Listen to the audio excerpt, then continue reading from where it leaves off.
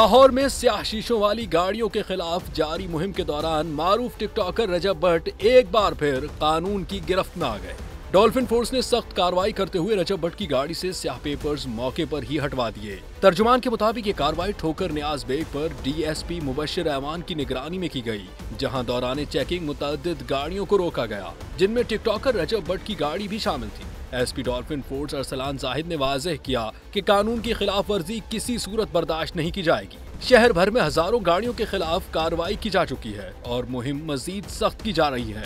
उन्होंने शहरियों पर जोर दिया कि वो कानून का एहतराम करें, क्योंकि मशहूरी या सोशल मीडिया शोहरत कानून से बालातर नहीं। रजब भट्ट जैसे बाअसर सोशल मीडिया शख्सियात को कानून की पासदारी में मिसाल बनना चाहिए, न कि खिलाफ वर्जी में। हुक्काम का कहना है कि आइंदा भी ऐसी खिलाफ वर्जियों पर सख्त एक्शन लिया जाता रहेगा।